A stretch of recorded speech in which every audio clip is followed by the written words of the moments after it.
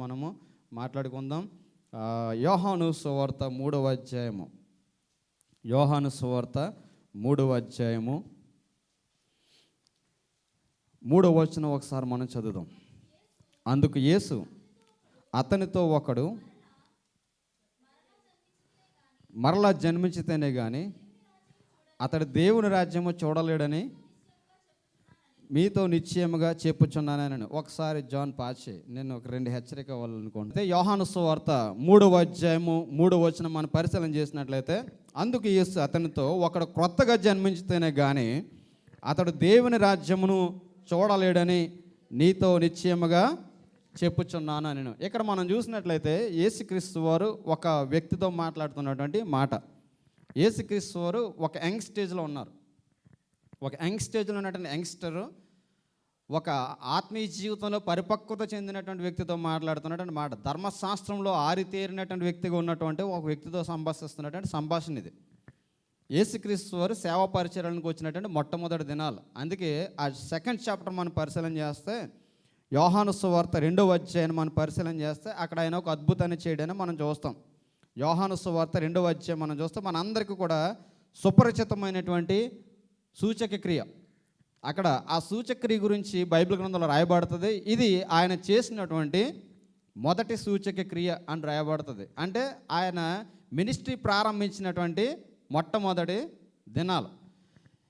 ఈ యొక్క మినిస్ట్రీ ప్రారంభించినటువంటి మొట్టమొదటి దినాలైనప్పటికీ కూడా ఆయన జ్ఞానాన్ని, ఆయన యొక్క చాతుర్యాన్ని చాలామంది అనలైజ్ చేయలేకపోయేవారు. ఇక్కడ మనం చూస్తే యేసుక్రీస్తు వారిని గురించి మనం పరిశీలన చేసినప్పుడు నేను చాలాసార్లు చెప్తుంటాను, మత్తయి, మార్కు, లూకా, యోహాను, ఈ 4 గాస్పెల్స్ని మనం చూసినప్పుడు యేసుక్రీస్తు వారి యొక్క ఔన్నత్యాన్ని వారు అనేక రకాలుగా వర్ణించడాన్ని మనము చూడగలుగుతాం. మీలో 4 నిలబెట్టి నా కొరకు చెప్పమంటే ఒక్కొక్క రీతిగా చెప్తారు.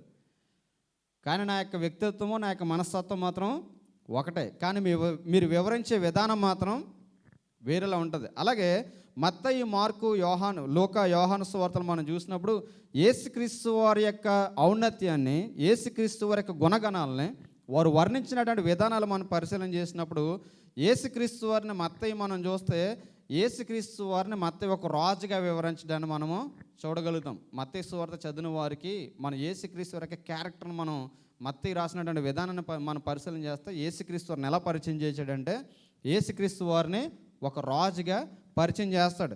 మార్కు సువార్తను మనం పరిశీలన చేస్తే యేసుక్రీస్తు వారిని మార్క్ ఎలా రాస్తాడంటే యేసుక్రీస్తు వారు ఒక పరిచారకుడు, ఆయన పరిచర్య చేయడానికి వచ్చినవాడుగా మార్కు పరిచయం చేస్తాడు. లోకానే మనం చూసినట్లయితే లూకను మనం పరిశీలన చేస్తే యేసుక్రీస్తు లోకానికి వచ్చినటువంటి ఒక మనిషి కుమారుడు, దేవుడే, కానీ దేవునితో సమానంగా ఉండటం విడిచిపెట్టకూడని భాగ్యం అని ఎంచుకున్న వాడుగా ఉండి ఒక మనుష్య కుమారుడుగా ఈ లోకానికి వచ్చి జన్మించాడు అని చెప్పేసి ఇక్కడ లూకు తెలియచేయడని మనం చూస్తాం. యేసుక్రీస్తు వారిని యోహాను దగ్గరికి వచ్చేసరికి యోహాను ఏం చేస్తాడంటే యేసుక్రీస్తు వారిని ఈయన దేవుని కుమారుడిగా ఆయన ప్రత్యక్షపరచడాన్ని మనము చూస్తాం. కాబట్టి ఇక యోహాను సువార్తలు మనం పరిశీలన చేస్తే అంతకు ముందున్నటువంటి ఆ యొక్క పారాబుల్స్ అనగా ఉపమానాలు కానీ, అద్భుతాలు కానీ, స్వస్థతలు కానీ ఒకలా ఉంటే యోహాను సువార్తలో యోహాను చెప్పినటువంటి సంగతులను కూడా వేరే రీతిగా ఉండడాన్ని మనం పరిశీలన చేయగలుగుతాం. ఇప్పుడు 2nd చాప్టర్లో ఆయన అద్భుతం చేస్తాడు. ఏంటంటే ఆ యొక్క కానా వివాహంలో నీళ్లను ద్రాక్షరసంగా మారుస్తాడు. నీళ్లను ద్రాక్షరసంగా మార్చిన తర్వాత ఆ 3rd చాప్టర్కి వెళ్ళేసరికి అక్కడ ఒక కాన్వర్సేషన్ ప్రారంభమవుతుంది. ఆ 3rd చాప్టర్లోకి వెళ్తే అక్కడ మనం చూస్తే చూడండి, ఆ 23వ వచనం మనం చూసినట్లయితే 2వ అధ్యాయము 23వ వచనం మనం చూస్తే అక్కడ ఒక విషయాన్ని మనం చూడగలుగుతాం. ఆయన పస్కా పండుగ సమయమున యెరూషలేములో ఉండగా, నేను చాలాసార్లు మీతో చెప్తుంటాను, యేసుక్రీస్తు వారు యెరూషలేముకి వెళ్ళే సందర్భాలు చాలా తక్కువ. యాక్చువల్గా యేసుక్రీస్తు వారి యొక్క ఏజ్ పీరియడ్ని కాల్కులేట్ చేసింది యేసుక్రీస్తు వారు పస్కా పండుగకు ఎన్నిసార్లు పాలు పంచుకున్నారు అన్న కాన్సెప్ట్ మీదే యేసుక్రీస్తు వారు ఈ భూమి మీద ఎన్ని సంవత్సరాలు పరిచయం చేశారో కాల్కులేట్ చేశారనమాట. అంటే యేసుక్రీస్తు వారు ఇంచుమించు 3 పస్కా పండుగలు భూమి మీద ఉన్నప్పుడు ఆయన ఆచరించినట్లుగా చరిత్రకారులు చెప్తుంటారు. కాబట్టి ఈ స్కాలర్స్ని బట్టి మనం ఏం చెప్తుంటాం అంటే యేసుక్రీస్తు వారు 30 సంవత్సరాలు ఆయనకు పరిచయం ప్రారంభిస్తే అట్లీస్ట్ మనం 29-30 ఇయర్స్ వే చేసుకుంటే ఆయన యొక్క సేవ పరిచయం అంతా కూడా 3.5 సంవత్సరాలు, అనగా 30-32 అలాగా అప్ అండ్ డౌన్స్ అనమాట. ఒక 32-33 సంవత్సరాలు అలాగే యంగ్ స్టేజ్లో ఆయన నుండి పరిచయం చేసినట్లుగా మనము చూడగలుగుతాం.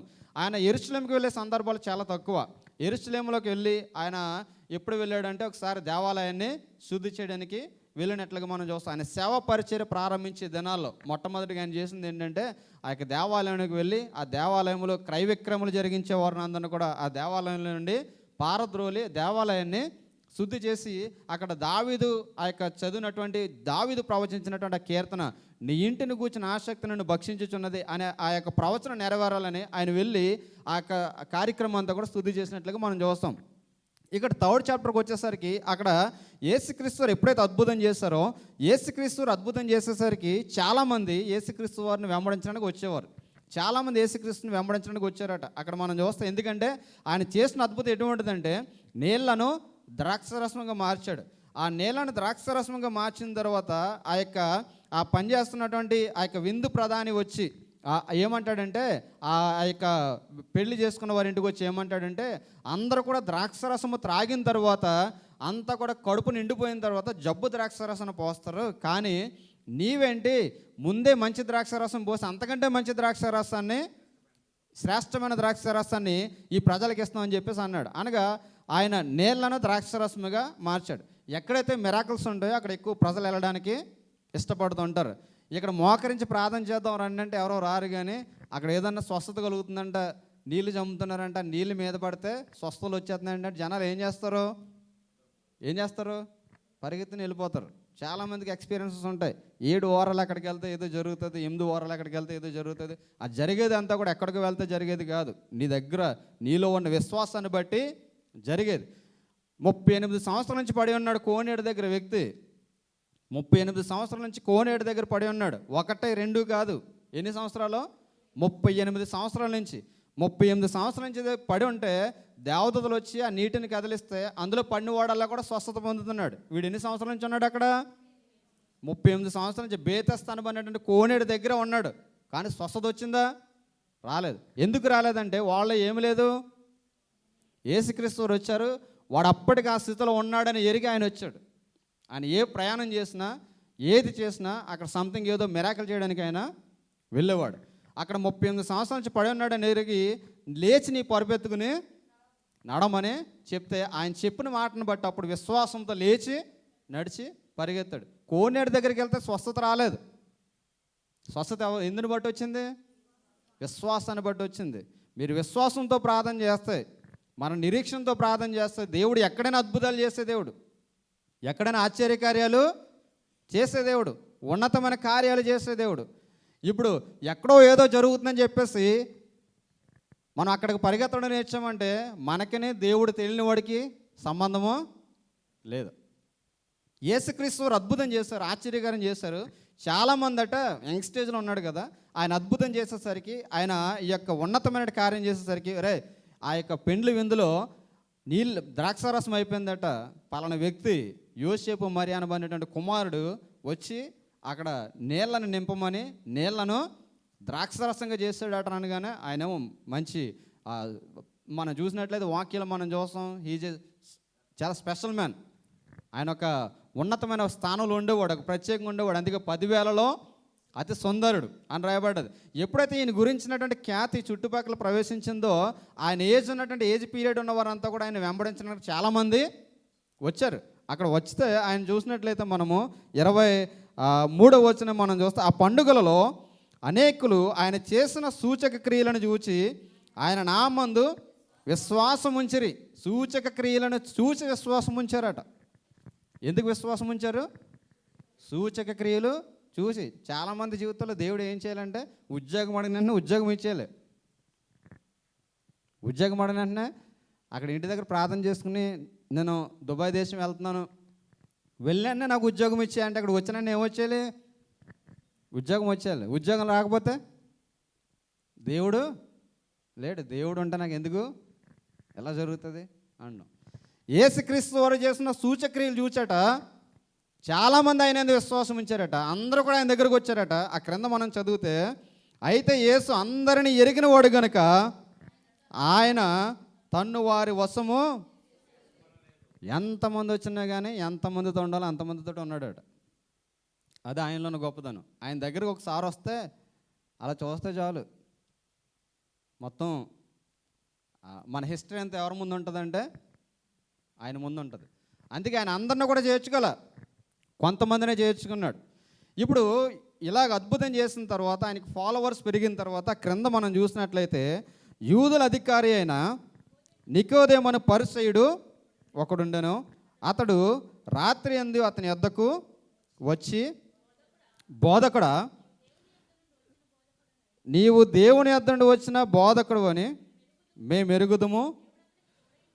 దేవుడు అతనికి తోడై ఉంటేనే కానీ నీవు చేయుచున్న సూచక క్రియలను ఎవడనూ చేయలేడని అతనితో చెప్పాను. అందుకు యేసు అతనితో, ఒకడు క్రొత్తగా జన్మించితేనే కానీ అతడు దేవుని రాజ్యం చూడాలని. ఇక్కడ మనం చూస్తే నికోడెం రాత్రికాల సమయంలో వచ్చి యేసుక్రీస్తు వారితో డిస్కస్ చేస్తున్నాడట. యూదుల అధికారి, యూదుల అధికారి ఒక ఉన్నతమైన స్థానంలో ఉండేవాడు. ఒక ఉన్నతమైన స్థానంలో యూదుల యొక్క అధికారిగా పిలవబడేవాడు. అనగా ఆ రోజు ఉన్నటువంటి యూదుల సమాజంలో ఒక ప్రముఖమైన స్థానాన్ని కలిగినవాడు. నేను చెప్తూ ఉంటాను, యూదులకు ఒక సభ ఉంటుంది, అది యూదుల సభ. దాన్ని సన్హెడ్రన్ అంటారు ఇంగ్లీష్లో, హీబ్రూ భాషలో సన్హెడ్రన్ అంటారు. ఈ సన్హెడ్రన్ సభలో 70 మంది ఉంటారనమాట. ఆ 70 మందిలో సగం మంది ఏమో పరిసయ్యులు, సగం మంది ఏమో సద్దుకాయలు, ఒక ప్రధాన యాజకుడు. యేసుక్రీస్తు వారిని సిలువేసింది ఈ ట్రైబే. యేసుక్రీస్తు వారిని సిలువకు అప్పగించింది సన్హెడ్రన్ సభ అనమాట. ఈ సన్హెడ్రన్ సభ ఎంత పవర్ఫుల్ అంటే ఏ వ్యక్తి మీదైనా ఏదైనా చేయగలిగినటువంటి సామర్థ్యం కలిగిన వారు వాళ్ళు. మీకు ఇంకా అర్థం కావాలంటే పిలాతు యేసుక్రీస్తుని తప్పించడానికి ప్రయత్నం చేసిన పిలాతు అక్కడ ఉన్నటువంటి గవర్నర్. పిలాతు యేసుక్రీస్తు వారి టైంలో గవర్నర్. పిలాతు గవర్నర్ అయ్యిండి కూడా యేసుక్రీస్తుని తప్పించడానికి ప్రయత్నం చేశాడు, కానీ సన్హెడ్రన్ సభ మాత్రం యేసుక్రీస్తుని తప్పించలేకపోయింది. పిలాతు తప్పించగలిగాడు కానీ సన్హెడ్రన్ సభ మాత్రం యేసుక్రీస్తు వారిని తప్పించలేకపోయింది. సన్హెడ్రన్ సభకు అంత పవర్ఫుల్ ఉన్నాయి, అంత పవర్స్ ఉన్నాయన్నమాట. యూదుల సమాజ మందిరానికి అంత పవర్స్ ఉన్నాయి. అందుకే సుప్రీం కౌన్సిల్ ఆఫ్ జూడ్ చాలాసార్లు చెప్తుంటాను, యేసుక్రీస్తు యొక్క సిలువ త్యాగం గురించి చెప్పినప్పుడు. ఇందులో 70 మంది మెంబర్స్ ఉంటారు. 70 మందికి హెడ్ ఎవరంటే ఒక ప్రధాన యాజకుడు. అప్పట్లో ఉన్నటువంటి అన్నయ్య కాయప ఆ యొక్క రేంజ్లోనే ఉన్నారనమాట. అప్పుడు ఉన్నటువంటి సమాజపు అధికారులు ఒకడు ఈ యొక్క నికోడెం. అనగా ఈ 70 మంది స్థానంలో ఉన్నటువంటి ఒకడు నికోడెం. చెప్పాను కదా, 30 మెంబర్స్ అలా మనం డివైడ్ చేసుకుంటే కొంతమంది సద్దుకాయలు, కొంతమంది పరిసయ్యులు. వీరంతా ధర్మశాస్త్రానికి క్షుణ్ణంగా తెలిసిన వారు అనమాట. నాట్ అన్ ఆర్డినరీ మెన్స్ అనమాట. ఆ సన్హెడ్రన్ సభలో ఉండాలంటే ఒకటి రిచ్ అయి ఉండాలి, 2 ధర్మశాస్త్రానికి క్షుణ్ణంగా తెలిసిన వారు ఉండాలి. అరమతి యోసేపు సన్హెడ్రన్ సభలో సభ్యుడు, అందుకే అతడు ధనవంతుడని చాలా క్లియర్గా రాయబడి ఉంది. అరిమతయి యోసేపు అని ఒక ధనవంతుడు తన కొరకు తీయించుకున్నటువంటి సమాధిలో ఆయన ఉంచబడను. అంటే అతడు కూడా సన్హెడ్రన్ సభలో ఒక ముఖ్యుడు అనమాట.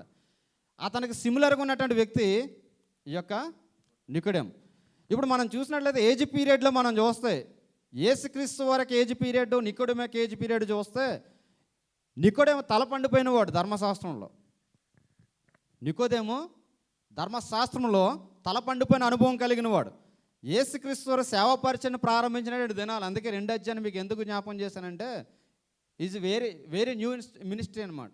ఆయన పరిచయం ప్రారంభించినటువంటి ప్రారంభ దినాలు.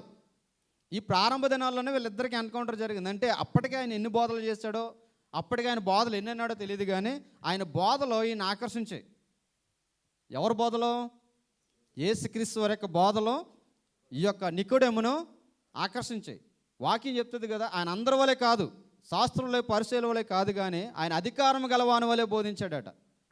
శాస్త్రులు పరిచయులు ఒకలా బోధిస్తే ఈయన ఎలా బోధించేవాడట? అధికారం గలవాని వలె బోధించేవాడు. అందుకే అంటాడు, పైనుంచి నీకు అధికారం ఇవ్వబడితేనే తప్ప అది నీకు అనుకరించబడలేదు అంటాడు. పిలాతు అంటాడు, నిన్ను తప్పించడానికి నాకు అధికారం ఉంది, నేను ఏ నేరం చేయలేదని నువ్వు చెప్తే దానిని నేను రద్దు చేస్తానంటే ఆయన గడుస్తుడు అంటాడు. చనిపోయి ముందు కూడా ఏమంటాడు తెలుసా? ధైర్యం గల పిలాతు వైపు చూసి అంటాడు, నీకు అధికారం ఎవడిచ్చాడో తెలుసా? పైనుంచి నీకు అధికారం ఇవ్వబడ్డది. పైనుంచి అధికారం ఇవ్వబడితేనే తప్ప నీకు ఏ అధికారము అనుగ్రహించబడలేదు. ఇప్పుడు మనం చూస్తే ఇతడు మనం చూసినప్పుడు ఏమని చెప్పబడ్డదండి? ఈ వ్యక్తి పరుసయ్యుడు. ఇతడు ఎవరట? పరిసయ్యుడు. ఎవరు పరిసయ్యుడు అంటే? బైబిల్ గ్రంథంలో పరిసయ్యులు, సద్దుకాయలు అని ఎవరిని అంటారు? ఇదో గొడవరా బాబు, వాక్యం వినడానికి వస్తే ప్రశ్నలే చంపేస్తాడు ఏంటారా బాబు అనుకుంటున్నారా? మీకు తెలియదు కాబట్టి. What are the qualities between Sadducees and Pharisees? అంటే వీళ్ళిద్దరి మధ్య ఉన్నటువంటి వ్యత్యాసం. సద్దుకాయలు అంటే ఎవరు? పరిసయ్యులు అంటే ఎవరు?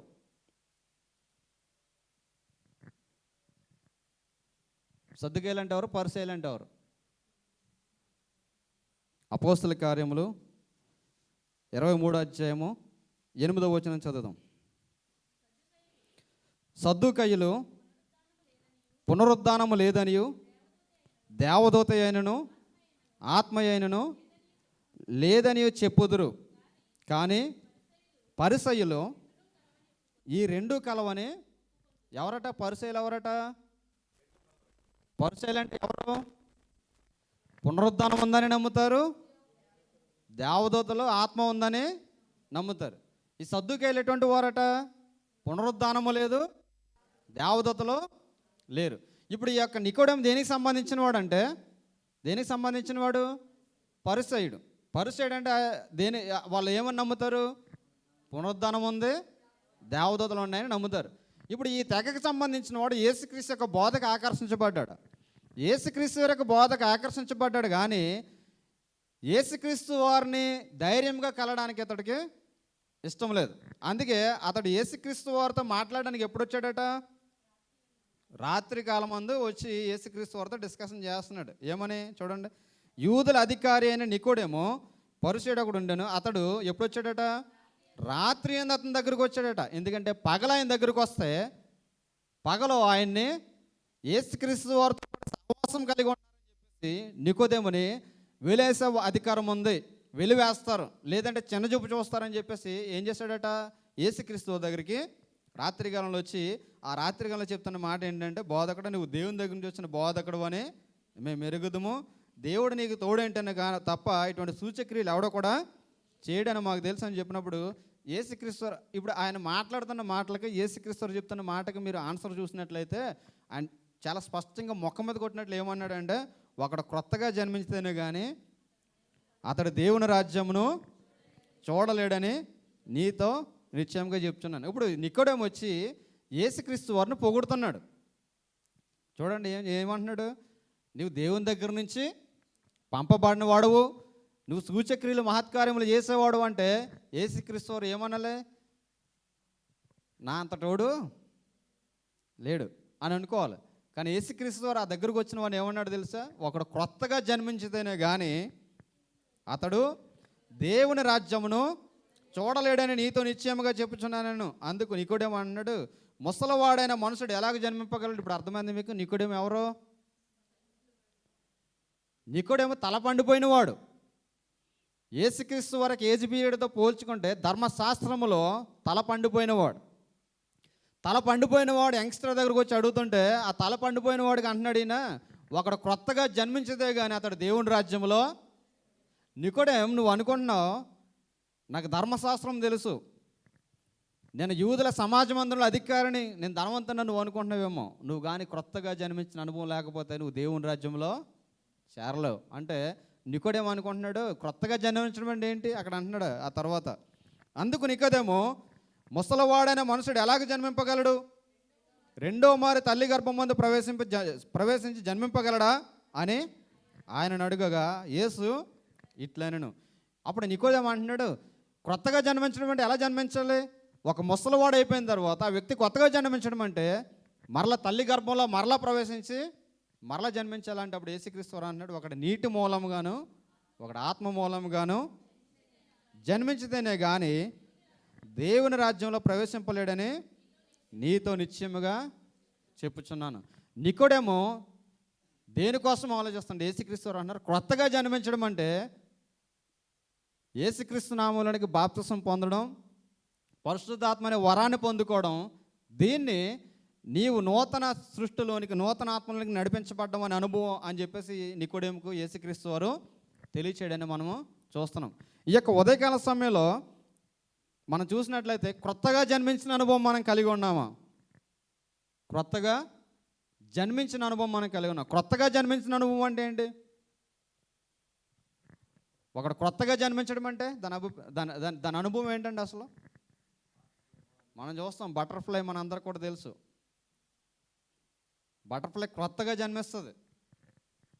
ఎప్పుడు క్రొత్తగా జన్మిస్తుంది అంటే దాని యొక్క రూపం అంతా కూడా మార్చుకుని క్రొత్తగా జన్మిస్తుంది. గొంగళ పురుగు ఉన్నప్పుడు అందరూ కూడా భయపడిపోతారు. దాన్ని కాటర్పిల్లర్ అంటారు. గొంగళ పురుగు దాని అంతటా అది ఏం చేస్తుంది? ఒక ప్రాంతాన్ని చూజ్ చేసుకుని ఆ ప్రాంతంలో అది ఏం చేస్తుంది? దాని మీద అంతా కూడా గూడు కట్టుకుంటుంది. దాంట్లో నివాసం చేస్తుంది. కొన్ని దినాలు నివాసం చేస్తుంది. కొన్ని దినాలు నివాసం చేసి ఇంచుమించు 30 నుంచి 45 డేస్ వరకు ఆ కాటర్పిల్లర్ అంతా కూడా బటర్ఫ్లైగా మారే వరకు కూడా ఏం చేస్తుంది? అందులోనే నివాసం చేస్తుంది. ఎప్పుడైతే బటర్ఫ్లైగా మారిందో అప్పుడు ఏం చేస్తుంది? అది బయటకు వస్తుంది. అప్పటి వరకు కూడా అందరూ కూడా గొంగళ పురుగును చూసి చేదరించుకునేవారు, గొంగళ పురుగును చూసి భయపడేవారు. అందరూ కూడా ఏం చేస్తారు? బటర్ఫ్లైని చూసిన వెంటనే చాలా అందంగా ఉందని దాన్ని పట్టుకోవడానికి ప్రయత్నం చేస్తారు. అంటే మార్పు చెందిన అనుభవం, మార్పు చెందిన స్థితి. ఇక్కడ చాలామంది మీలో వెళ్ళుంటారు బటర్ఫ్లై పార్క్కి. చాలామంది ఇక్కడ బటర్ఫ్లై పార్క్ ఉంది కదా, అక్కడికి వెళ్ళినప్పుడు అందులో చెప్తుంటారు చాలా రకాల బటర్ఫ్లైస్ ఉంటాయి. అక్కడ ఎందుకు వెళ్తారు? సేమ్ అదే బటర్ఫ్లై పార్క్ని గొంగళ పురుగుల పార్క్ అని పెట్టమనండి, క్యాటర్పిల్లర్ పార్క్ అని పెడితే ఎవడన్నా వెళ్తాడా? ఫ్రీగా పెట్టినా ఎవడెళ్ళడు. అది ఒక్కడ పడ్డదంటే ఆ దొరతో గోక్కోవాలని చెప్పేసి ఎవడు వెళ్ళడానికి కూడా ఇష్టపడ్డు. మనం చూసే వస్తువు అయినా సరే మన రోడ్డు పక్కన ఎన్నో ఎగిరిపోయి వెళ్ళిపోతుంటాయి. అయినప్పటికీ ఇక్కడ మనం ఎలా చూస్తాం వాటిని? ఏదో క్రొత్త వస్తువులో చూడడానికి టికెట్ ఎంత తెలుసు కదా మీకు? టికెట్ ఎంత బటర్ఫ్లై పార్క్కి? 40 dirhams. ఒక బటర్ఫ్లైని చూడాలంటే 40 dirhams మనం చెల్లించి వెళ్ళాలి. ఎందుకు దానికి అంత విలువ వచ్చిందంటే అది తన యొక్క స్థితిని మార్చుకుంది. యేసుక్రీస్తు వారు చాలా క్లియర్గా చెప్పారు. నికోదేం, నువ్వు అనుకున్న ధర్మశాస్త్రం నిన్ను రక్షిస్తుంది అనుకుంటున్నావు. ధర్మశాస్త్రం నిన్ను రక్షించదు. ధర్మశాస్త్రం ఏ వ్యక్తిని కూడా నీతిమంతునిగా చేయనేరదు, ఏ వ్యక్తిని కూడా మార్చజాలదు. ధర్మశాస్త్రము నిన్ను నూతన రాజ్యంలోనికి నడిపించలేదు. నువ్వు ఎటువంటి అనుభవం కలిగిన వాడు ఉండాలంటే నువ్వు ఎంత ఎక్స్పీరియన్స్డ్ పర్సన్ అయినా కావచ్చు, నువ్వు తల పండిపోయిన వాడు కావచ్చు, నువ్వు ఎటువంటి అనుభవం కలిగి ఉండాలి తెలుసా? క్రొత్తగా జన్మించిన అనుభవాన్ని నీవు కలిగి ఉండాలి. అర్ధరాత్రి కాల సమయంలో సీక్రెట్గా వచ్చినటువంటి వ్యక్తికి చెప్తున్నటువంటి మాట, నీవు నూతనంగా జన్మిస్తేనే కానీ నువ్వు దేవుని రాజ్యంలో ప్రవేశించవు. నూతనముగా జన్మించడం అంటే ఏంటంటే నీవు నీటి మూలముగాను ఆత్మ మూలముగాను జన్మిస్తేనే తప్ప. నేను బాప్తిసం పొందేశానండి, నాకు పరలోక రాజ్యం వచ్చేద్దండి అంటే, బాప్తిసం వచ్చినంటే పరలోక రాజ్యం వచ్చేస్తే అది దానికి అర్థమే ఉండదు. మనం చూస్తాం చాలామంది ఎప్పుడు బాప్తిసం తీసుకుంటారో కూడా మనకు బాగా తెలుసు. ఎప్పుడు తీసుకుంటారు? ఎప్పుడు తీసుకుంటారు? పెళ్ళికి. అడే అంత రోడ్ల మీద తిరిగేసిన వాడైనా కానీ ఆ ఇచ్చిన వాళ్ళకి బుద్ధి ఉండదు. ముందు ఆ ఇవ్వడమైనా మానేయాలి. బాప్తిస్మ అనుభవం అంటే నూతనముగా మార్చబడిన అనుభవంలోనికి చేర్చబడ్డం. అందుకంటారు బాప్తిస్మ అంటే ఏంటి? కొత్త జీవితాన్ని స్టార్ట్ చేయడం. అసలు బాప్తిస్మ అంటే బైబిల్ లాంగ్వేజ్లో ఏంటి? అది చనిపోయి తిరిగి లేపడవడం. మీరమ్మా బాప్తిస్మ అంటే ఏంటి? బాప్తిస్మ అనుభవం అంటే ఏంటి? అందరూ బాప్తిసం తీసుకున్నారా? బాప్తిసం తీసుకున్నారా అంతా? అంటే బాప్తిసం అంటే ఏంటి చెప్పండి? బాప్తిసం అంటే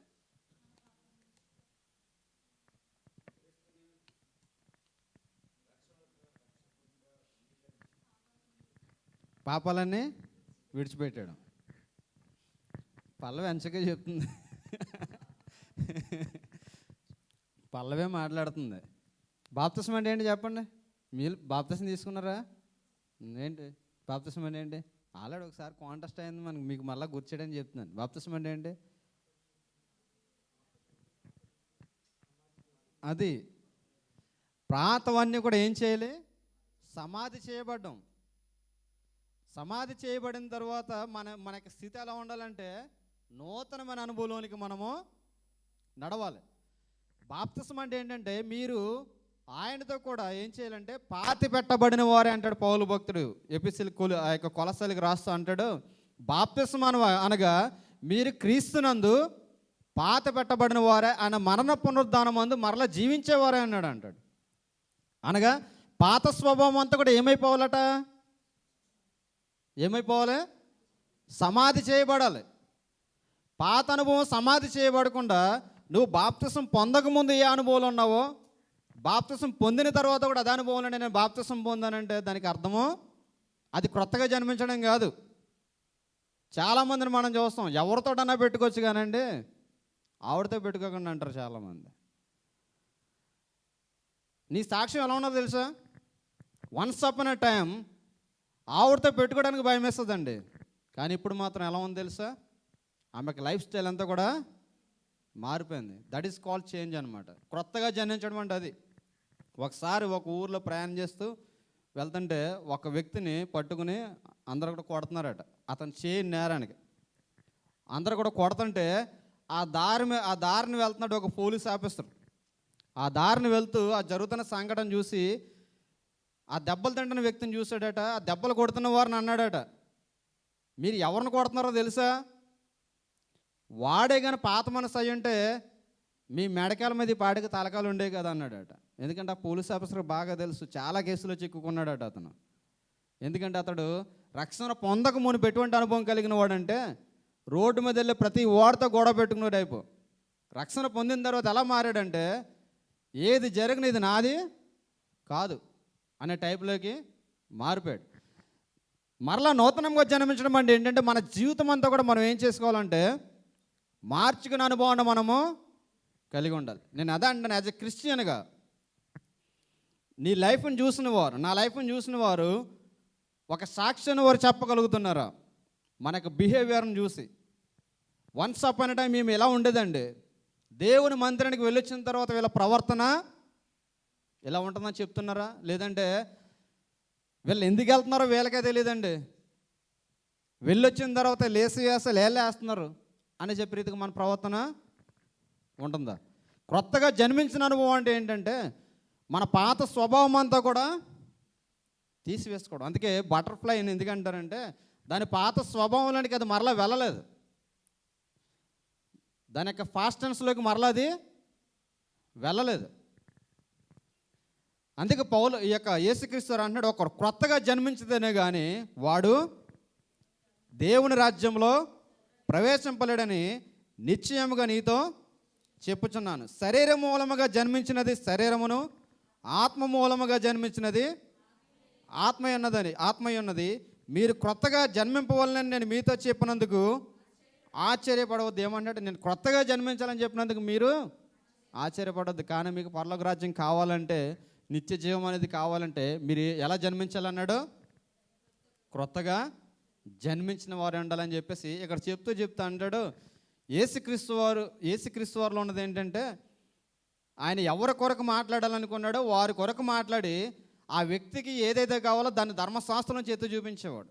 అందుకే యేసుక్రీస్తు వారు ఆయన బోధలు చేస్తున్నప్పుడు అక్కడ అందరూ కూడా ఏమనేవారంటే ఈయన ధర్మశాస్త్రాన్ని కొట్టివేయడానికి వచ్చాడంటే ఆయన ఏమంటాడంటే నేను ధర్మశాస్త్రాన్ని కానీ ధర్మశాస్త్రోపదేశాలను కొట్టివేయడానికి రాలేదు, దానిని నేను నెరవేర్చడానికి వచ్చానని చెప్పేవాడు.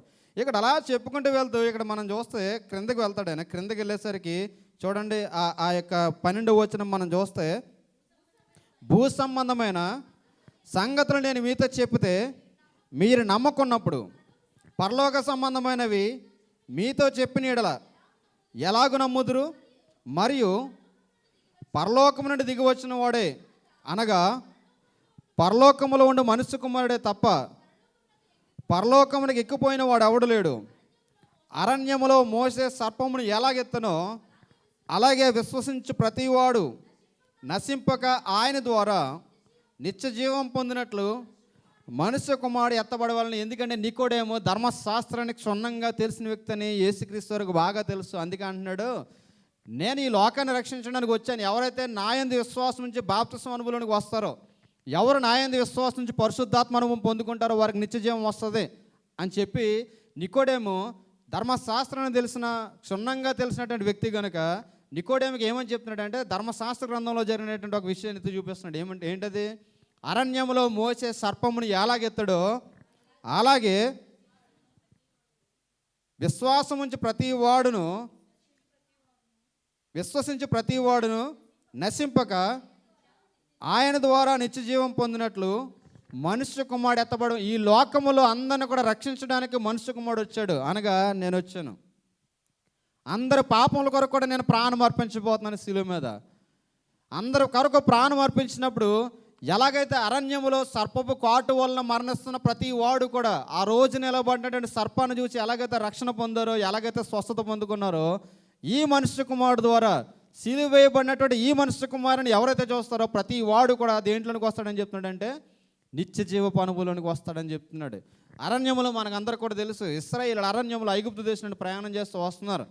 ప్రయాణం చేస్తూ వచ్చేసరికి అక్కడ వచ్చిన సంఘటన జరిగింది. సంఖ్యాకాండము 21వ అధ్యాయము, సంఖ్యాకాండము 21వ అధ్యాయం మనం పరిశీలన చేసినట్లయితే అక్కడ మనం చూడగలుగుతాం. సంఖ్యాకాండము 21వ అధ్యాయం 4వ వచనం చదువుదాం. వారు ఎదోము దేశము చుట్టిపోవాలనని హోరు కొండ నుండి 21వ అధ్యాయము 21st చాప్టర్ 21వ అధ్యాయము 4వ వచనం సంఖ్యాకాండం. వారు ఎదోము దేశమును చుట్టుపోవాలనని హోరు కొండ నుండి ఎర్ర సముద్ర మార్గముగా సాగినప్పుడు మార్గాయాసము చేత జనుల ప్రాణము సమస్యలను కాగా ప్రజలు దేవునికిని మోషేకిని విరోధముగా మాట్లాడి, ఈ అరణ్యములో చచ్చుటకు ఐగుప్తులో మీరు మమ్మల్ని ఎందుకు రప్పించితిరి? ఇక్కడ ఆహారం లేదు, నీళ్లు లేవు, చవి సారము లేని అన్నము మాకు అసహ్యమైనదనిరి. ఇక్కడ మనం చూస్తే ఇశ్రాయేలు అరణ్య ప్రయాణంలో ఉన్నారు. మోషే వారిని నడిపిస్తున్నాడు. అరణ్య ప్రయాణంలో మోషే వారిని నడిపిస్తున్నప్పుడు ఒక ప్రాంతానికి వచ్చారు. మెరీబా అనేటువంటి ఒక ప్రాంతం దాటారు. ఆ తర్వాత వారు క్రమక్రమేణా ప్రయాణం చేస్తూ వస్తున్నారు. 21వ అధ్యాయం స్టార్టింగ్లో మనం చదివితే ఇశ్రాయేలీలు అతారీయుల మార్గమును వచ్చుచున్నారని దక్షిణ దిక్కున నివసించిన కనానీయుడైన అరాధురాజు విని అతడు ఇశ్రాయేలుతో యుద్ధం చేసి వారిలో కొందరిని చెరపట్టగా ఇశ్రాయేలీయులు యెహోవాకు మొక్కుకొని, ఇక్కడ ఈ యొక్క కనానీయుడైన రాజు వచ్చి అరాధరాజు వచ్చి ఇశ్రాయేలును పట్టుకున్నాడు వీళ్ళ ప్రయాణంలో. ఎప్పుడైతే వాడు పట్టుకున్నాడో వెంటనే వాళ్ళు ఏం చేశారంటే దేవునికి ప్రార్థన చేశారు. దేవునికి ప్రార్థన చేసిన తర్వాత దేవుడు వెంటనే వారి మీద జయమిచ్చాడు. జయమిస్తే వారి పట్టణాన్ని అంతా కూడా వారు నిర్మూలన చేసి సమూల ధ్వంసం చేశారు. సమూల ధ్వంసం చేసి ప్రయాణం చేస్తూ ప్రయాణ మార్గంలో వెళ్తున్నారు. అప్పుడే దేవుడికి ప్రార్థన చేశాడు. అప్పుడే దేవుడు ఆలకించాడు. వారు ప్రయాణ మార్గాన్ని కొనసాగింపజేస్తున్నాడు. అయితే వారు కొంచెం ఆయాసం కలిగిందట. ఏం కలిగింది? మార్గ ప్రయాణము చేత మార్గాయాసము చేత జనుల ప్రాణము సొమ్మసిల్లెను. మార్గాయాసము చేత కొంచెం ఎక్కువ నడ్డం వల్ల కొంచెం ఏమైందట? ఆయాసం వచ్చింది. ఆయాసం రాగానే కొంచెం వారి కష్టం రాగానే వెంటనే ఏం చేశారట? దేవుని మీద తిరుగుబాటు చేయడం మొదలుపెట్టారు. తిరుగుబాటు చేసి ఏమంటున్నారంటే దేవునికి మోషే మీద ఏమంటున్నారంటే, ఈ అరణ్యంలో చచ్చుటకు ఐగుప్తు నుండి మీరు మమ్మను ఎందుకు రప్పించారు? ఇక్కడ ఆహారము లేదు, నీళ్ళు లేవు, చవి సారములు లేని అన్నము మాకు అసహ్యమైనదని. ఈ మమ్మల్ని ఎందుకు తీసుకొచ్చారు ఈ యొక్క అరణ్యంలో చంపడానికి? మాకు నీళ్ళు లేవు, ఆహారం లేదు. ఇక్కడ మనం చూస్తే నీళ్ళు లేవు అన్న మాట ఎంత పశ్చాబద్ధం అంటే చూడండి. 20వ అధ్యాయము 11వ వచనం ఒకసారి చదవండి. అప్పుడు మోషే తన కర్రతో ఆ బండను కొట్టగా నీళ్ళు సమృద్ధిగా ప్రవహించెను, సమాజమును పశువులను త్రాగను. ఏమైందట? నీళ్ళు లేకపోతే నీళ్ళు ఎక్కడి నుండి రప్పించాడట దేవుడు? బండలో నుండి రప్పించాడట. ఎలా తాగారట? సమృద్ధిగా తాగారట. సమృద్ధిగా తాగిన తర్వాత కొంచెం ప్రయాణం చేస్తారు. కొంచెం ప్రయాణంలో ఏమనిపించింది? ఆయాసం వచ్చింది. అన్నీ మనకు అదే చెప్తాను. బ్లెస్సింగ్స్ అని ఎలా వచ్చేలే? దేవా నాకు కారు కావాలంటే మన ముందు BMW వచ్చేలే. అంత దరిద్రమైన విశ్వాసం ఎవరిలో ఉంటుందంటే మన క్రిస్టియన్స్లోనే ఉంటుంది. దేవుడి ద్వారా సమస్తము సాధ్యమని చెప్పి కష్టపడడం మానేసి, తెస్సలోనికలు రాసినటువంటి పత్రిక చెప్తున్నాడు, మీకు చెప్తాను. తెస్సలోనికలు రాసిన పత్రిక మొదటి పత్రిక రాసినప్పుడు పౌలు భక్తుడు ఏదో అంటాడు, ప్రభువు అక్కడ సమీపించినది కనుక మీరు జాగ్రత్తగా కనిపెట్టుకుని ఉన్నాడంటే తెస్సలోనిక సంఘం అంతా కూడా ఏం చేశారట, యేసుక్రీస్తు వచ్చేస్తున్నాడు అంటారు, పనికి వెళ్ళకండి అని చెప్పి శుభ్రంగా పని పాట మానేసి ఇంట్లో తినడం మొదలెట్టారట. వీళ్ళ దగ్గర లేకపోతే ఏం చేయడం మొదలెట్టారు, పక్కోడి దగ్గర లాక్కుని తినేయడం మొదలెట్టారు. ఈ వార్త ఎవరి దగ్గరికి వెళ్ళిందంటే, మీరు చేసిన బోధ వల్ల సంఘం భ్రష్టత్వంలోనికి వెళ్ళిపోయింది, సంఘ విశ్వాసులు సోమర్థనంలో పడిపోయారు, ఒకడికొకడు లాక్కుని తినేస్తున్నారని పౌలు భక్తుడికి న్యూస్ వెళ్ళినప్పుడు 2వ పత్రిక రాస్తాడు. అప్పుడు అంటాడనమాట, ప్రతి వాడు కూడా తన చేతులతో కష్టపడి పని చేయాలి. దేవుడు రాకడ వస్తుంది, జాగ్రత్తగా ఉండమంటే శుభ్రంగా తినేసి ఇంట్లో ఉండమని కాదు. మన పని మనం చేసుకుంటూ మనకి ఆత్మీయ జీవితాన్ని మనం చక్కగా నడిపించుకోవాలని చెప్పేసి 2వ పత్రికలో ఎక్స్ప్లెనేషన్ ఇస్తాడు. ఇక్కడ నీళ్ళు సమృద్ధిగా దొరికాయి, నీళ్ళు సమృద్ధిగా తాగారు. 20th చాప్టర్ అయింది, కొంచెం దూరం ప్రయాణం చేశారు. ఆ ప్రయాణంలో మార్గాసం చేత కొంచెం వారికి దుఃఖం కలగగానే ఏం చేయడం మొదలుపెట్టారట, తిరుగుబాటు చేయడం మొదలుపెట్టారు. ఇది ఏమంటున్నారు వాళ్ళు, ఇక్కడ మాకు ఆహారము లేదు, నీళ్ళు లేదు, చవి సారములు లేని అన్నము మాకు. అసలు పరలోకం నుండి ఆకాశం నుండి పంపబడినటువంటి ఆ మన్నను వాళ్ళు అంటున్నారు, అసలు రుచి పసి లేదంటున్నారు వాళ్ళు. చవిసారము లేనటువంటి ఆహారము.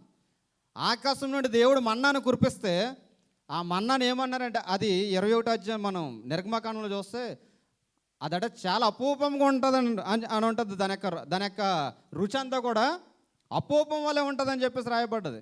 ఎంత అందమైనటువంటి వంటకాన్ని వాళ్ళు అంటున్నారు, చవిసారములు లేని అన్నము మాకు అసహ్యమైనది.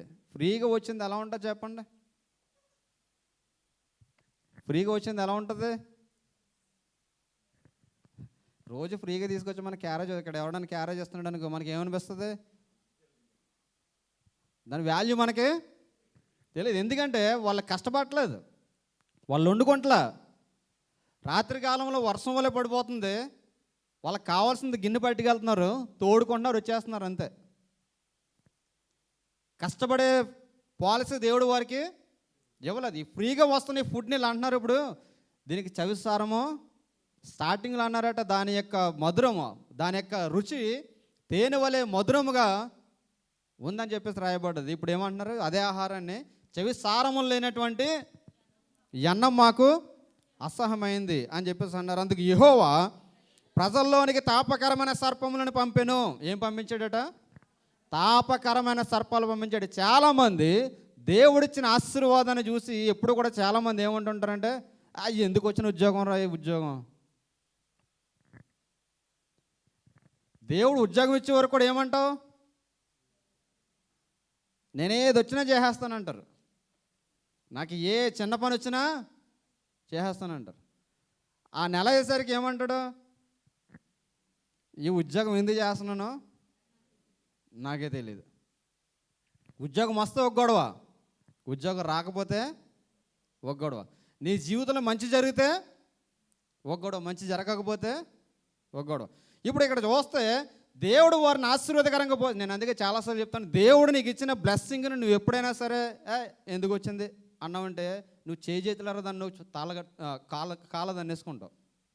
చాలామంది దేవుడిచ్చిన బ్లెస్సింగ్ని బట్టి అతిశయపడరు, దేవుడిచ్చిన లైఫ్ని బట్టి అతిశయపడరు, దేవుడిచ్చిన దాన్ని బట్టి దీవించబడరు. నేను మా జాన్కి కానీ మా పిల్లలకి కానీ ఎప్పుడైతే చెప్తుంటాను, యు ఆర్ బ్లెస్డ్, నిన్ను దేవుడు దీవించాడు. అందుకే దేవుడు నిన్ను ఇక్కడ ఒక కార్పొరేట్ స్కూల్లో చదివించిన గొప్ప ధాన్యత దేవుడు నీకు అనుగ్రహింపజేశాడు. గ్లోరిఫై ఆల్వేస్ టు గాడ్ అని చెప్తాను. దేవుడు మనకిచ్చిన ప్రతి దాన్ని కూడా మనం ఏం చేయాలంటే ఒక గొప్ప భాగ్యంగా మనము ఎంచుకోవాలి. చాలామంది అంటుంటారు, బాబా నా బతికెందుకు ఎలాగైపోయింది, నా బతికెందుకు ఎలాగైపోయింది, నా బతికిది, నా బతికది. ఎప్పుడు చూడండి శాపనార్థమైన జీవితాలే. ఎప్పుడు చూడండి దేవుడిచ్చిన లైఫ్ని అనుభవించడం వారికి ఎంత మంచి లైఫ్ ఇచ్చినా చాలామందిలో శాంతి, సమాధానం, నెమ్మది, ఆ గ్రాటిట్యూడ్ అనేది ఉండదు. ఎప్పుడు కూడా మనకంటే గొప్ప వాళ్ళతో పోల్చుకుంటాం, కానీ మనకంటే తక్కువ వారితో మనము పోల్చుకోలేం. కష్టాలని ఎప్పుడు ప్రారంభం అవుతాయి తెలుసా, పోల్చుకోవడంతో కాదండి. పక్కోళ్ళ బ్రతకాలనుకుంటా చూసారా, అది అక్కడ స్టార్ట్ అవుతాయి. పక్కోడు 10,000 రూపాయలు పెట్టి చీర కొనుక్కున్నారంటే మనం కూడా ఏం చేయాలి, మీకు కూడా తెలిసే తెలీదు. బిజినెస్ మ్యాన్స్ కూడా కొనుక్కోరాట. బిజినెస్ మ్యాన్స్ అన్ని ఆర్డినరీ థింగ్స్ వాడతారట, కానీ వాడు వేసుకున్న ప్రతిదీ కూడా ఆ స్టైల్ని బట్టి ఆర్డినరీ మ్యాన్స్ ఏం చేస్తారట, వాళ్ళని ఇమిటేట్ చేయడానికి ఏం చేస్తారు, లేనిపోని గొప్పలకి. మాస్టర్ బాగా చెప్తారు, ఏదో వెళ్తున్నాడో సవరం ఏదో అయిందండి. మనకి కాని దాని కొరకు మనము వెళ్ళడానికి వీల్లేదు. దేవుడు వారిని ఆశీర్వాదకరంగా పోషిస్తున్నాడు, దీవెనకరంగా పోషిస్తున్నాడు. దేవానికి స్తోత్రం. అంటే దేవుడు ఏం చేసేవాడు తెలుసా, ఇంకా అధికమైన దీవెనలు, అధికమైన ఆశీర్వాదాలు దేవుడు అనుగ్రహింపజేసేవాడు. కానీ వాళ్ళు ఏమన్నారు తెలుసా, ఏమిట్టాళ్ళే అసలు రుచి పసి లేనన్నో. వెంటనే దేవుడు కోపం వచ్చింది. అందుకే చెప్తున్నాను, గాడ్ పట్ల మనం ఎప్పుడు కూడా ఎలా ఉండాలంటే కృతజ్ఞతాభావం దేవుడి పట్ల మనము కలిగి ఉండాలి. ఏం చేస్తున్నాము ఉద్యోగం అంటే, దేవుడు మాకు మంచి స్థితి ఇచ్చాడండి, దేవుడు మమ్మల్ని స్థితిలో పెట్టాడు అనాలి. కానీ వెళ్తున్నామండి, ఏం ఉద్యోగం, దుబాయ్లో అడుక్కోవడం తప్ప ఏం లేదని మన లైఫ్ అలాగైపోద్ది. నువ్వు ఏది కావాలని కోరుకుంటావో అలాగైపోద్ది. అందుకే మన నోటి నుంచి ఎప్పుడు కూడా ఏం రావాలంటే పాజిటివ్ వర్డ్స్ రావాలి. మన నోటి నుంచి ఎప్పుడు కూడా పాజిటివ్ వర్డ్స్ రావాలి. అపవిత్రమైన మాటలు, అపశకునం మాటలు అంటారు చూసారా, ఒక్కొక్కడు అంటారు ఎప్పుడు అపశకునం మాట్లాడతాడు అంటారు. మనం ఏది మాట్లాడినా ఎదుటి వారిని నిలవాలంటే భరోసా ఇచ్చే రీతిగా ఉండాలి. ఎవడన్నా విజిట్ మీద వచ్చాడు, చేతనైతే సాయం చేయి, లేదంటే ప్రార్థన చేస్తామని చెప్పు. అసలు ఇక్కడ పరిస్థితి ఎలా ఉందో, ఉద్యోగం రాదంటే ఆడు ఉన్న గుండె జారిపోద్దాడు. ఎవరికి మనం ఏం పెట్టాం, మనం చేయాల్సింది ఏంటి, ఏం పర్లేదు, దేవుడు చూసుకుంటాడు, దేవుడు కార్యం చేస్తాడని చెప్పి ఏం చేయాలి, వారిని బలపరచు. ఉద్యోగానికి వెళ్తే 10,000 మంది లైన్లో ఉన్నారు, నీకేం వస్తుందంటే ఇంకేంటి. ఒక ఆయన ఉండేవాడు మన సంఘంలో, విజిట్ మీద వచ్చాడని తీసుకెళ్తే రాదు వెళ్ళిపోయావు అనేవాడు. నీకు ఉద్యోగం రాదు. మన లివింగ్స్టన్ తమ్ముడు లివింగ్స్టన్ అలాగన్నాడు. లివింగ్స్టన్ జాబ్ మీద వస్తే కరోనా టైంలో వచ్చావు, రాదు వెళ్ళిపో అని చెప్పాడు. నేను ఒకటే చెప్పాను తమ్ముడికి నిలబెట్టి, గాడ్ ప్లానింగ్ ప్రకారం వచ్చావు తమ్ముడు, దేవుడు నిన్ను ఎన్నుకుంటాడు, దేవుడు తప్పనిసరి నీకు మన జాబ్ ఇస్తాడు అన్నాడు అని నేను చెప్పాను. తమ్ముడు దాన్ని ఛాలెంజింగ్గా తీసుకున్నాడు. ఇంటికి వెళ్ళి ఇక్కడ అంతా అనలైజ్ చేసుకున్నాడు. నేను మరలా చెప్తుంటాను. అందుకే ఈరోజు మన చర్చిలో గోల్డెన్ విజా హోల్డర్ హోల్ ఫ్యామిలీ అంతా కూడా దుబాయ్ దేశంలో ఎటువంటి స్పాన్సర్షిప్ లేకుండా మనోడు స్పాన్సర్ మీద ఉండొచ్చు. అంత గొప్ప ఆధిక్యత దేవుడు ఇచ్చాడు. ప్రతిదీ కూడా మనం దేనిగా తీసుకోవాలంటే పాజిటివ్గా మనం తీసుకోవాలి. ఇక్కడ అరణ్యంలో వారు దేవుడు చేస్తున్నటువంటి మేళను మర్చిపోయారు, దేవుడు చేస్తున్న అద్భుతాలను మర్చిపోయాడు. అసలు నేను అదే చెప్తుంటాను, వన్స్ అప్ అంటే మన చిన్ననాటి టైంలో ఎక్కడో ఫ్లైట్ వెళ్ళిపోతుంటే అదిగో ఫ్లైట్ వెళ్ళిపోతుందని చూస్తే మనల్ని దేవుడు అటువంటి ప్రయాణాల్లో ఎంత తిరుగుతున్నారండి. అసలు ఎవ్రీ ఇయర్ మీరు ఆ బిజినెస్ క్లాసుల్లో అటువంటి ఫ్లైట్లో మనం తిరగలుగుతున్నామంటే చాలామంది ఈరోజు కూడా ఇండియాలో ఫ్లైట్ ఎక్కలేని వారి యొక్క కళ అంతా కూడా ఈరోజు కూడా ఫ్లైట్ ఎక్కాలి అని కలగానే మిగిలిపోయిందేమో. కానీ దేవుడు అంతకు మించిన గొప్ప భాగ్యాన్ని నీకు నాకు అనుగ్రహింపజేశాడు. అవునా కదా? దాన్ని బట్టి ఎప్పుడైనా అతిశయించావా? నేను కాబట్టి ఫ్లైట్లో కూర్చున్నానని. You have to be proud.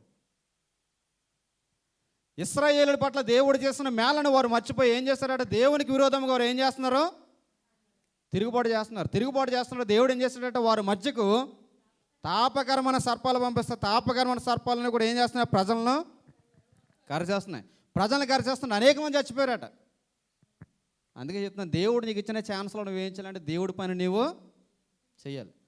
దేవుడు ఇచ్చినటువంటి ఆశీర్వాదాన్ని దేవుని కొరకు నువ్వు వాడాలి. అందుకే ఒక పాట ఉంటుంది, హృదయారణ్యములో నీ కృంగిన సమయంలో వినిపించుచున్నది కేక నాకు బలం ఉన్నంత వరకు చేయలేదు నీ సేవను. బలమంతా పోయింది, సేవ అంతా కూడా పోయింది, నా చెయ్యి కాలు పడిపోయింది, ఇప్పుడు చేయాలని ఉంది. ఇప్పుడు ఎవరికి కావాలి? నేను అందుకే చెప్తాను, మీరు సూపర్ మార్కెట్కి వెళ్ళినప్పుడు ఫ్రూట్స్ తీసుకోవాలంటే ఏ ఫ్రూట్ తీసుకుంటారు? మాగిపోయిన ఫ్రూట్ తీసుకుంటారా, ఫ్రెష్గా ఉన్న ఫ్రూట్ తీసుకుంటారా? తాజాగా ఉన్న ఫ్రూట్ తీసుకుంటారు. సేమ్ గాడ్కి అదే కావాలి. మన లైఫ్ అంతా కూడా అయిపోయిన తర్వాత, నలిగి కృషించిపోయిన తర్వాత, దేనికి పనికిరాకుండా అయిపోయిన తర్వాత నన్ను వాడుకుంటే ఎలాగైతే నలిగిపోయిన ఫ్రూట్ను డస్ట్బిన్లో పాడేస్తామో దేవుడు కూడా నన్ను డస్ట్బిన్లోనే పాడేస్తాడు. అందుకే నేను ప్రతి వారికి చెప్పేది అదే, వాక్యం విషయంలో, ప్రార్థన విషయంలో, ప్రతి విషయంలో దేవుడు మనకి వచ్చిన ప్రతి అనుభవాన్ని కూడా మనం ఎలా వాడాలంటే దేవుని కొరకు వాడే అనుభవాన్ని మనము కలిగి ఉండాలి. తాపకరమైన సర్పాలు పంపిస్తే సర్పాలు ప్రజలను కరుస్తున్నాయి, చచ్చిపోతుంటాడు. మరలా మోషే దేవుని దగ్గరకు వచ్చి ప్రజల కొరకు ప్రార్థన చేస్తుంటే అప్పుడు దేవుడు అన్నాడు, ఒక తాపకరమైన సర్పం వంటి ఆకారము నువ్వు చేసి మోషే అరణ్యములో ఎత్తైన స్థలం మీద నిలబెట్టు. ఎవడైతే సర్పం కరిచినవాడు, కరనివాడు కాదు, సర్పం ఎవరినైతే కరుస్తుందో, సర్పం కరిచినవాడు తాపకరమైన సర్పం దగ్గరకు వచ్చి ఎలా చూడమన్నాడు అంటే నిదానించి చూడమన్నాడు. దాని వైపు నిదానించి చూడమన్నాడు. అప్పుడు ఎవరినన్నా సర్పం కరుస్తుంటే ఏం చేస్తున్నారు?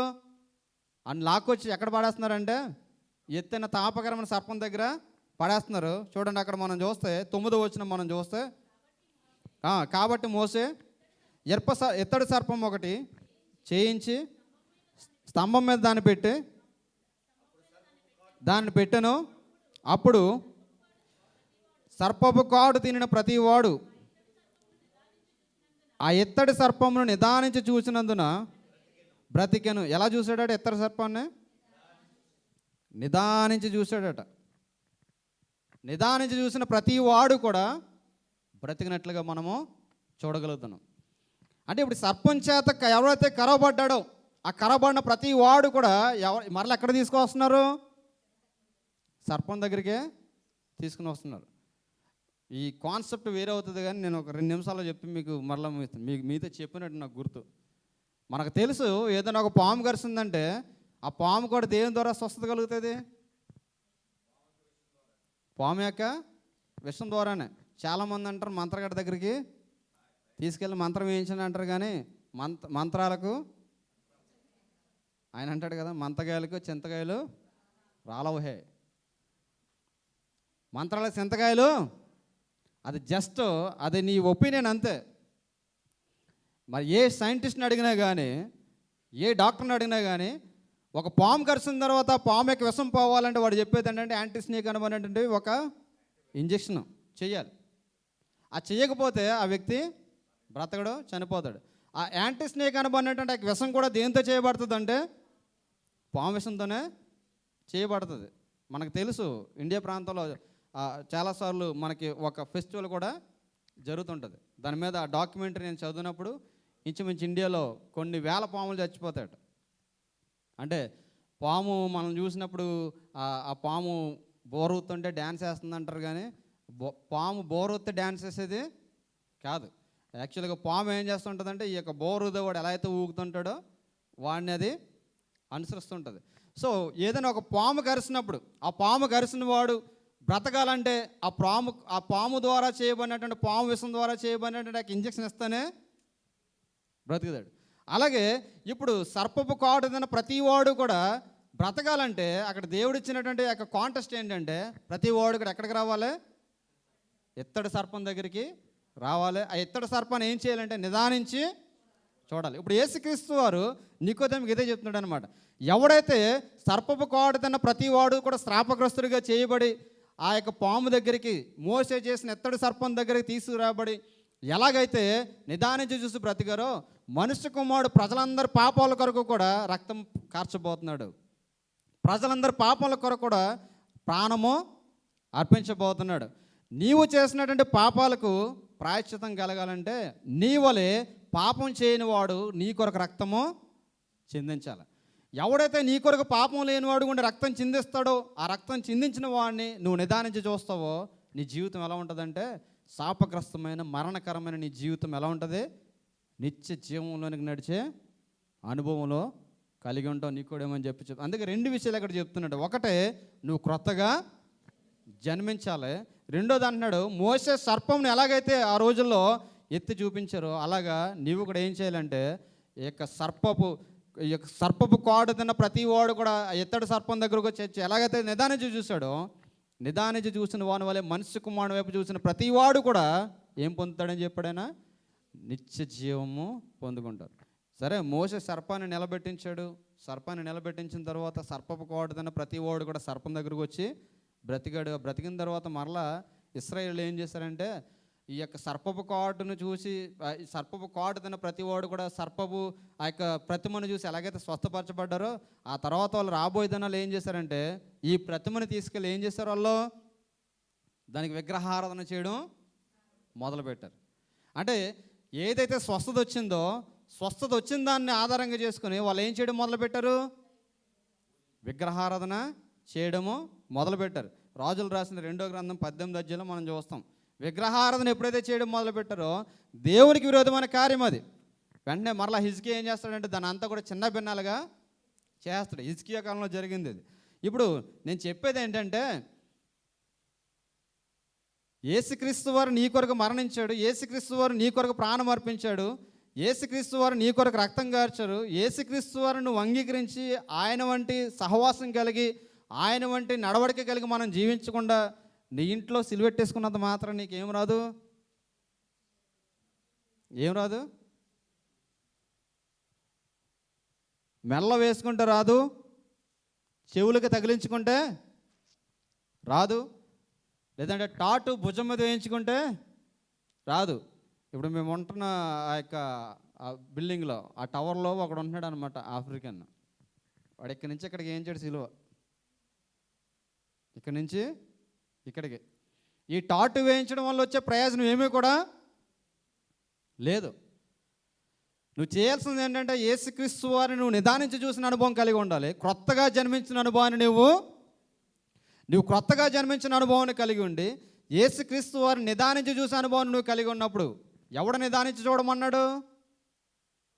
సర్పపు కాడుతున్న ప్రతివాడు, అనగా పాపం చేత పట్టబడిన వాడు ఎవడైనా సరే ఎవరి దగ్గరికి రావాలంటే యేసుక్రీస్తు వారి దగ్గరకు వచ్చి యేసుక్రీస్తు వారి యొక్క సిలువ ఎదుట కళ్ళెత్తి చూసి ప్రార్థన చేసినప్పుడు, నేను అదే చెప్తుంటాను, మనం వర్షిప్ చేసినప్పుడు, మనం ప్రార్థన చేసినప్పుడు మన ముందు ఏం కనిపించాలంటే ఆయన సిలువలో మన కొరకు చేసిన త్యాగము గుర్తు రావాలి, ఆయన కల్వరసుల్లో కాచిన రక్తము మనకి గుర్తు రావాలి. అందుకే యోహాను భక్తుడు అంటాడు 1:7 యోహాను సువార్త, మన పాపములు మనం ఒప్పుకుంటే నమ్మదగిన వాడు నీతిమంతుడు కనుక ఆయన మన పాపములను క్షమించి సమస్త దుర్నీతి నుండి కూడా మనల్ని ఏం చేస్తాడట? పవిత్రులుగా చేస్తాడట. నువ్వు పవిత్రునిగా చేయబడాలి, నువ్వు పరిశుద్ధునిగా చేయబడాలనే యేసుక్రీస్తు లోకానికి ఎలా వచ్చారంటే నీ కొరకు నా కొరకు ఆయన ప్రాణం అర్పించడానికి వచ్చాడు. అరణ్యములో ఎలాగైతే సర్పపు కాడు తిన్న ప్రతి వాడు కూడా ఎలాగైతే చచ్చారు. సర్పాలు చాలా రకాలు ఉంటాయి. పాములు ఎన్ని రకాలు ఉంటాయి చెప్పండి? పాములు చాలా రకాలుగా ఉంటాయి. విషపాములు, విషం లేని పాములు ఉంటాయి. కానీ ఏ పాము కాడేసిన మాత్రం చావడం మాత్రం ఖాయం. చచ్చే దాంట్లో కొంచెం వేరియేషన్ ఉంటుంది. పాపాలు చాలా రకాలు ఉన్నాయి. పాపాలు చాలా రకాల పాపాలు ఉంటాయి. త్రాగుడు, డ్రింకింగు, ఇంకా వ్యర్థమైన కార్యాలు, చాలా రకాల పాపాలు ఉంటాయి. ఒక్కొక్క పాపం ఒక్కొక్క రీతిగా యాక్షన్ ఉండొచ్చు, కానీ ఫైనల్ యాక్షన్ మాత్రం ఏంటి? నీ చావు. అక్కడ దేవుడు తాపకరమైన సర్పములను పంపించాడు. అందుకే రకరకాల సర్పాలు ఆ వ్యక్తిని కోటేస్తున్నప్పుడు వాడు చచ్చిపోయే స్థితికి ఉంటున్నాడు. కొంతమంది చచ్చిపోతున్నారు, కొంతమంది కోట వేయబడినప్పుడు త్వరగా వెళ్ళి ఆ యొక్క సర్పం వైపు చూస్తున్నారు. సర్పం వైపు చూసిన వాడు బ్రతికించబడ్డాడు, చూడని వాడు నిదానించి చూశాడట. ఒకవేళ నువ్వు ఏ పాపం చేత పట్టబడ్డావో, ఏ దోషం చేత నువ్వు పట్టబడ్డావో, ఏ పాపం చేత పట్టబడినా, ఏ దోషం చేత పట్టబడినా, ఏ పాపం అనే పాము ద్వారా నువ్వు కరవబడినా నువ్వేం చేయాలంటే మన కొరకు నిలబెట్టినటువంటి యొక్క ప్రతిమ వంటి సిలువ మీద వేలాబడినటువంటి యేసుక్రీస్తు ఉన్నారు చూస్తారు, ఆయన దగ్గరకు వచ్చి ఎలా చూడాలట? ఆయన వైపు నిదానించి చూడమన్నాడు, దిక్కులు చూడమన్నాడు. నిదానించి చూసినాడు చచ్చాడు, నిదానించి చూసినవాడు బ్రతికాడు, దిక్కులు చూసినవాడు ఏం చేశాడు? చచ్చాడు. అందుకే దేవుని మందిరానికి వచ్చినప్పుడు మనం ఏం చేయాలి? అది నిదానంగా చూడాలి. అందుకే సామెతల గ్రంథంలో ఏమని ఉంటుంది? నీ కన్నులు ఇటు అటు చూడక సరిగా ఉండాలట.